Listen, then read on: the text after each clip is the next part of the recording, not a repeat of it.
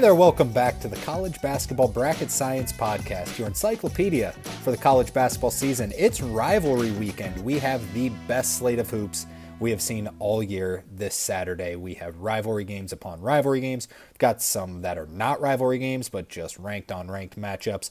We got a ton. We got North Carolina at Duke, Arkansas at Kentucky, Cal going back to Kentucky. Will he get booed? Will he get cheered? We'll talk about that here in a second. We got Gonzaga at St. Mary's. Nothing better than seeing the slate of hoops on ESPN and seeing that 11 p.m. Eastern Time start to Gonzaga at St. Mary's. That means it is Rivalry Week, and that every single year is one of not just the best games, but shows it's one of the best slates of college basketball. We also have Florida at Tennessee. I don't know if that's considered technically a rivalry game, but two top 10 teams that are very good. Got Kansas at Baylor, that's been going on forever. We also got Indiana at Purdue on Friday night, so it is just an incredible weekend. Today's show is going to be previewing most of these games. We're going to even give a few picks here. Now, of course, bet responsibly. I'm not going to say I'm a for sure bettor, but studying the game, over 50%, so good shot there. We'll talk about some of these games. The betting lines, of course, with the early ones from KenPom. The lines are not out yet on FanDuel, DraftKings, BetMGM, whatever you use. But first, of course, we're going to have to recap the games on Tuesday and Wednesday night. We last talked on Tuesday morning, so we have not talked about the games Tuesday and Wednesday. Going to go through those quick, so it's going to be honestly a shorter podcast today, shorter video. No real sense in doing a bracketology before so many games on Saturday, so expect a bracketology either probably Sunday night, maybe Monday night, depending on what happens on Sunday as well, because we've also got some decent games there. Let's dive right into it. We are going to be ad-free today, so be sure to like and subscribe. That would really help us out. Follow us on social media at Bracket Science with 2 S's, Instagram, Twitter, TikTok. Go check that out and then click the link below, the first link in the description, for some quality clothing apparel on our Amazon. All right, let's go back to Tuesday and talk about some of the results that went down. Let's start with number 12 Kentucky going to number 8 Tennessee and beating them 78-73. This was, if Kentucky loses this game, it's 3 losses in a row, no easy environment. Came in 10.5-point underdogs. That's too many points. I hope everyone bet Kentucky plus 10.5, but they ended up winning on the money line. Great game. No Lamont Butler. Andrew Carr only played a couple minutes because he's hurt as well. So they really needed to test their depth, and they went in and got the job done. Tennessee at the end of the game really had some chances, but the lid just would not come off the hoop. Zakai Ziegler also escaped a potential injury, it looked like, for a while, but he ended up coming back in and playing the remainder of the game, so good news there. But tough loss here for Tennessee, good win for Kentucky. Kentucky is solidified right now for me as they're a 3 seed right now. Number 9 Marquette went to Butler and beat them 78-69. No surprise there. Butler was up big early, but no surprise there. UCF went to number 11 Kansas. If you missed it on the last podcast, we were talking about this game because Kansas went to UCF last time and beat them by 51 points. We were questioning if it was going to be another blowout or if it was going to be something close like this, and it ended up close. Kansas ended up escaping 91-87. UCF didn't like a lot of the foul calls in that one. Kansas was without DeJuan Harris, but UCF, they're impressive. I think they're on the inside of the tournament right now. Oklahoma goes to number 13 Texas A&M and loses. A&M 75, Oklahoma 68. No real surprise there. 2 good teams. Number 15 St. John's went to Georgetown. Georgetown had a decent spot here, but just absolute domination by St. John's. Great defense. 66-41 the final score. Number 21 Louisville. How about Louisville? They go to at home against Wake Forest, and Louisville wins 72-59.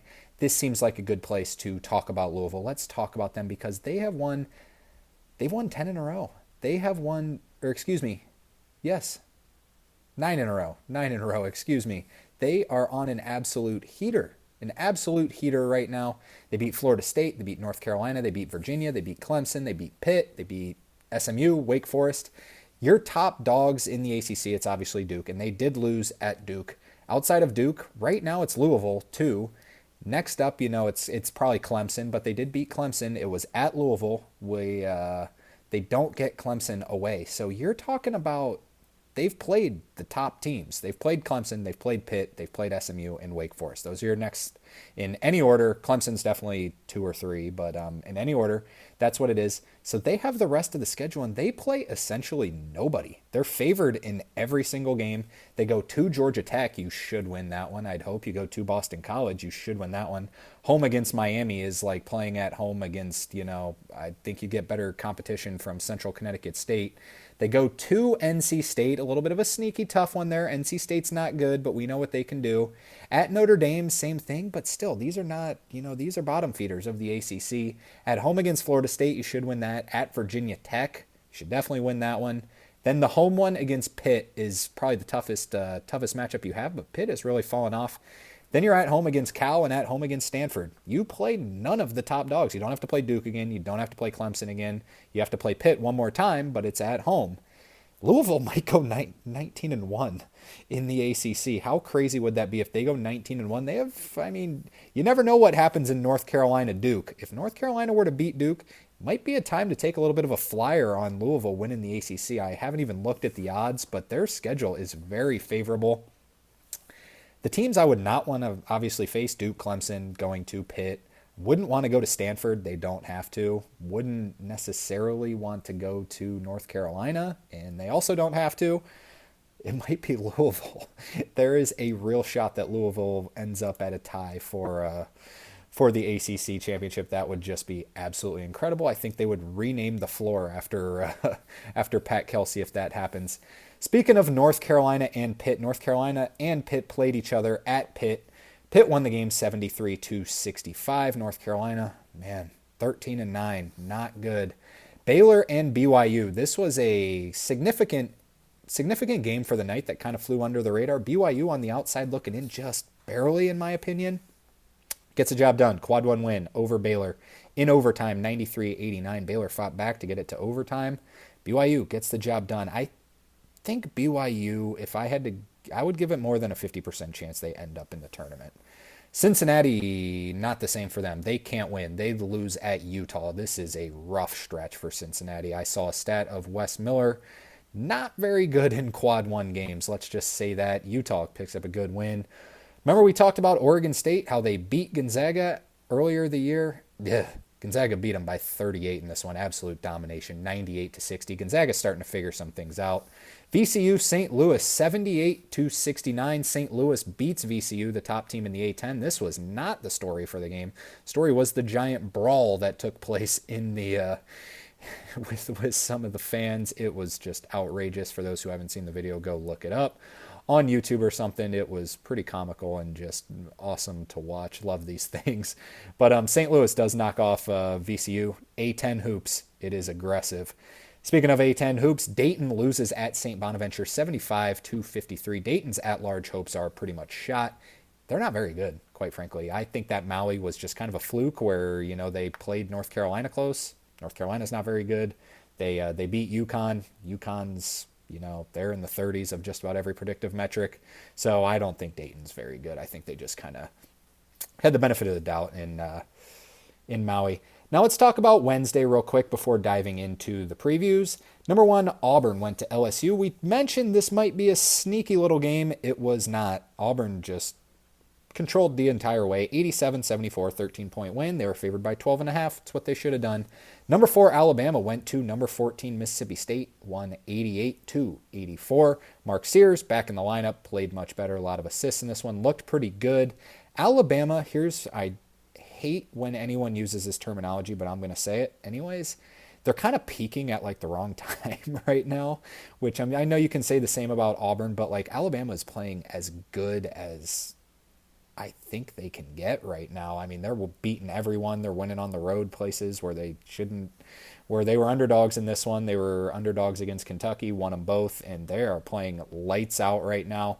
They've really figured it out. I'm hoping, because I saw this coming for the start of March, and it's happening earlier than expected. So hopefully they can keep this momentum going for a while. We'll really see what they're made of against Auburn, obviously. But Alabama, they are peaking right now. They are on fire. Another team that is absolutely going ballistic right now. Number 6, Houston goes to West Virginia and dominates them 63-49, and the quad one wins are starting to rack up for Houston. The score at halftime was 39-19, so this game was not close. Houston, Duke, and Auburn are your three, they're your three favorites on just about every betting market and just watching it. And throw Alabama in there too for who's going to win the national championship. Houston right in that conversation. In fact, Houston now number 1 at KenPom. Let's talk about KenPom real quick while we're on the subject. As mentioned, Houston's number 1. Their net ranking is plus 36.35. For those who don't know, that is awesome. That is fantastic. Auburn is number 2 at 36.04, so they are 0.31 behind Houston.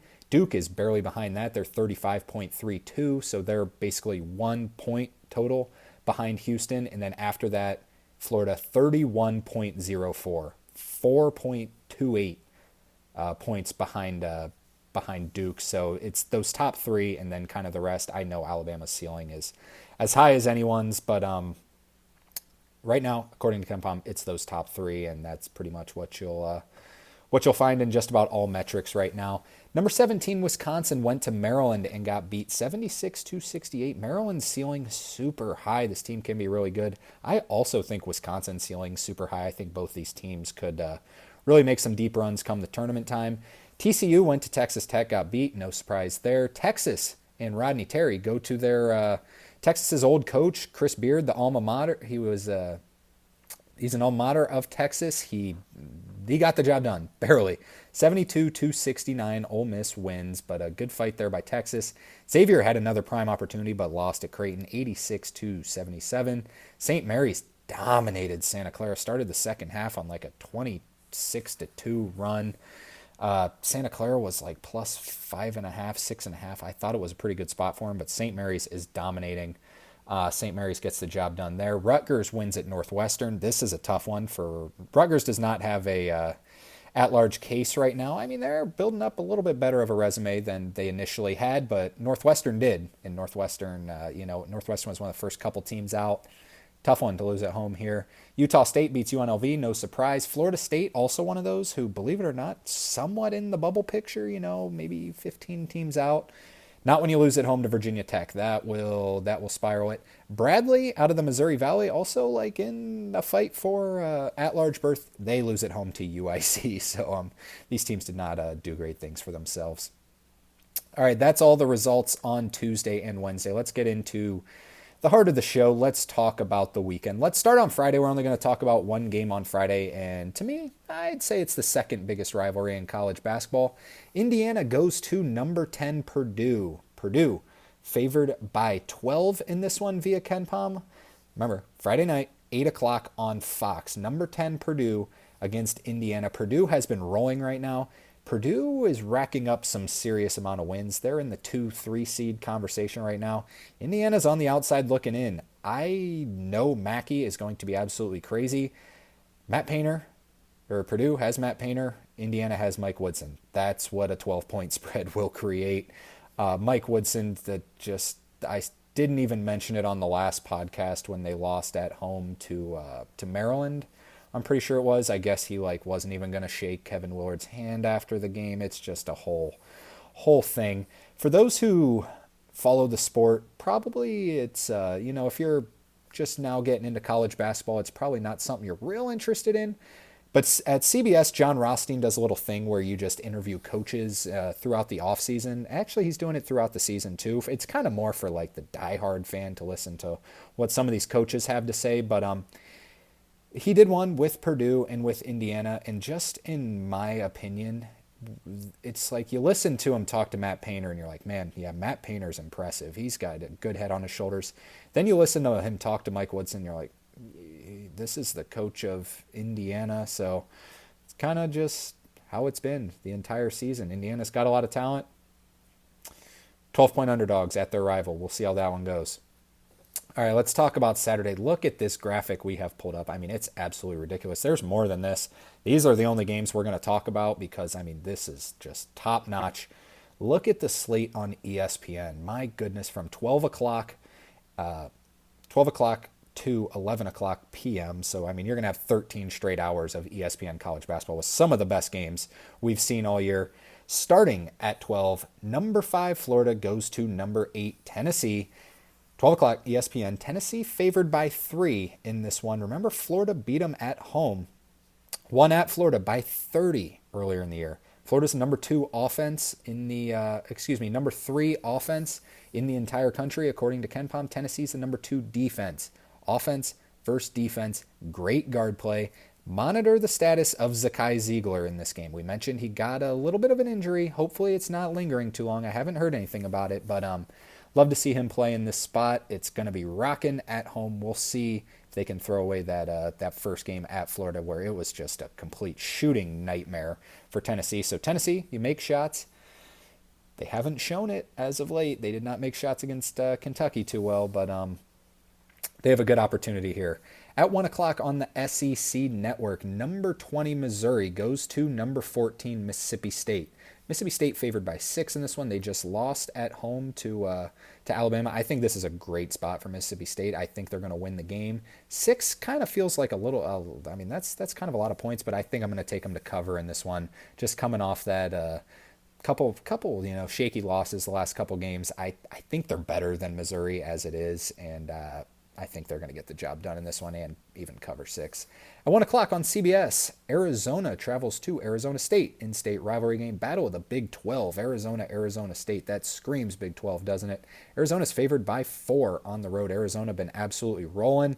Arizona State, they're, first team out, last team in, second team out. They're right on the bubble. I think they're going to come in motivated.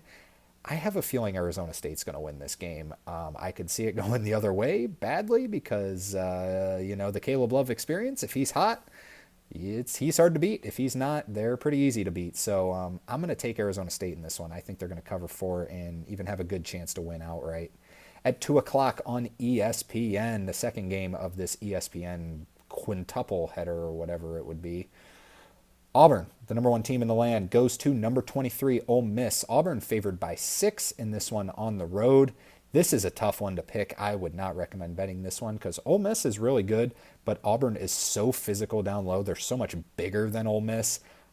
It's so hard to bet against Auburn because they're so good. They are so good where it's like, how can you really bet against them? So I guess I'll take Auburn for the sake of it, but given 6 points at a ranked team on the road, it's a tough spot. At 4 o'clock on ESPN, number 11 Kansas goes to Baylor. Baylor favored by 1 via KenPom. Baylor unranked right now. I think Baylor is going to win this basketball game. I feel kind of confident in this one that Baylor is going to win. Baylor is they're a small team. They can extend it. They can play Norchad Omier at the 5 in this one, bring Hunter Dickinson out to the 3-point line, and then just quite frankly kind of torch Kansas. But Kansas defense is really good, but they really struggle to score the ball at some points, especially keep monitoring DeJuan Harris. I think even if DeJuan Harris, I give the edge to Baylor. VJ Edgecombe's been playing so much better. Jeremy Roach back. I'm guessing he'll be back for this game. So give me Baylor in that matchup. At 6 o'clock on ESPN2, yet another ranked-on-ranked matchup. Number 22, Texas Tech travels to number 6, Houston. Remember, Houston, number 1 at KenPom, so this will give them a favorable number here, 10 points. Seems like a lot. I think Houston's going to cover 10. They over conference play, they have been the best team. Probably not named Auburn. I mean, even Duke has had some, struggles with NC State, with Wake Forest. Houston has not. Outside that Kansas game, they should have lost that Kansas game, but you won at Allen Fieldhouse. Outside of Auburn, Houston has had the second best conference play, and then, throw Michigan State and Duke in that category as well. I think they're going to cover 10 points in this game. I think the line's going to end up more like 8.5, and I think they're going to win by 15. I think Texas Tech is probably going to be without Darian Williams, so another just hit there. Give me Houston to win and cover. At 6:30 on ESPN, the biggest rivalry in all of college basketball, North Carolina travels to number 2 Duke. Duke favored by 15. My goodness, it's been a rough start to the year for North Carolina. 15 is too many points. I don't think the line will be that big. I will take North Carolina plus 15. It's just like the game, Ohio State and Michigan. Throw out the records. It's the biggest rivalry in your respective sport. North Carolina plus 15. I'll take that 100% of the time. We'll see what the line actually ends up at 8 o'clock on Fox. Number 25, UConn travels to number 9, Marquette. Marquette favored by 8 in this one. Could this be the turning of the table? UConn has been the best team in the Big East the past 2 years. Actually, they didn't win the Big East 2 years ago. In fact, Marquette did, but UConn was the best team in the country 2 years ago. Obviously, the best team in the country last year. Will this be a little bit of, a Marquette game where they want to prove that they are now the top dog in the conference? And, UConn's really been struggling. Liam McNeely is marked questionable, so keep that in mind. If he's out, I'm probably going to take Marquette to cover 8. If he's in, might take Marquette or UConn to cover that 8 points, but that's how important he is as a freshman, which is just kind of showing that, he's a great player, don't get me wrong, but it's just not the same UConn team. At 9 o'clock on ESPN, everyone's eyes should be towards this one. Arkansas travels to number 12, Kentucky. Kentucky favored by 11. Coach Cal goes back to Big Blue Nation for the first time. Will they boo him? Will they cheer him? My opinion on it, I would cheer him. It's not like he just got up and voluntarily left, which for the people who don't really follow it might see that, but Kentucky fans did not want him here, and honestly, it's going pretty well for Kentucky right now. Here's what I will say about Kentucky, though, right now. Kentucky's team right now I know it seems like they've exceeded expectations. They're about where they were last year. All sorts of rankings, the net ranking. People forget Kentucky was a 3 seed last year.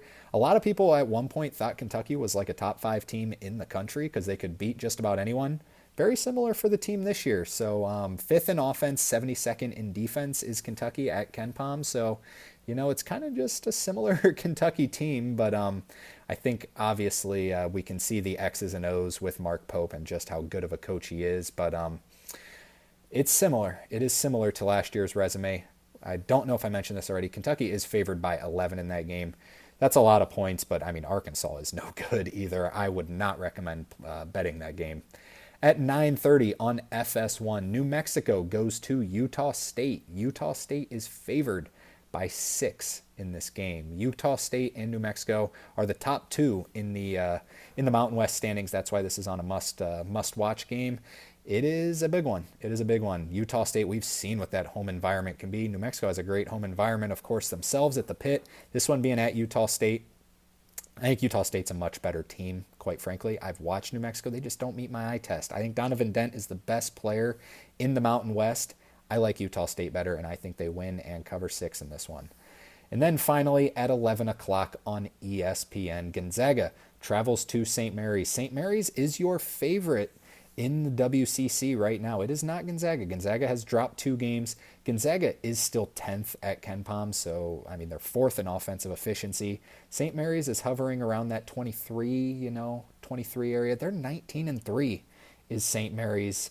Being at St. Mary's, it's tough. I think Gonzaga is going to win. St. Mary's is they actually just picked up their first quad 1 win the other day with that win at Santa Clara.